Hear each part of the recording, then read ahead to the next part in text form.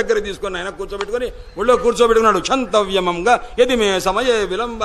ప్రహ్లాద, ఆలస్యంగా వచ్చాను రా అబ్బాయి, నన్ను క్షమించు నాయన, ఇంకా ముందు రావాల్సింది, నువ్వు ఇంత కష్టపడ్డావురా, నువ్వు ఏదో ఒక క్వేదం వపుహు క్వచ నరవపుహు. నాయన ఏం శరీరం నేను? ప్రహ్లాదుడు అంటే ఏదో అనుకున్నా చాలా పెద్దగా ఉంటాడు, చాలా పొడవుగా ఉంటాడు, హిరణ్యాక్షుల్లాగా హిరణ్యకశిపుల్లాగా ఆ బ్రహ్మాండంగా ఉంటాడు అనుకున్నావు. క్వేదం వపుహు సుకుమారతరో శిరే బాల.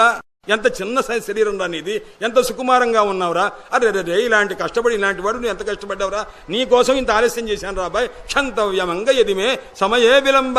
నాయన ఆలస్యం చేశాను రా అబ్బాయి, క్షమించురా నాయన అని నృసింహస్వామి ప్రహ్లాదుడిని వేడుకున్నారట. అలాంటి స్థితి కలిగినటువంటి పరిస్థితి వచ్చింది. ఎందుకంటే దగ్గరికి తీసుకున్న తర్వాత, ఆయనకి అభయం ఇచ్చిన తర్వాత జరిగినటువంటి సన్నివేశం. అందువల్ల ప్రతి దానికి సహేతుకమైనటువంటి ధర్మహేతుకమైనటువంటి నిర్ణయాలని ఇక్కడ ఉన్న స్వయంభువస్య మనోహం. ఈ రకంగా బ్రహ్మదేవుడు అనేక రకమైనటువంటి యక్ష విశాజాది సృష్టి, దేవతా సృష్టి, అన్ని రకమైన వృక్షాది సృష్టి,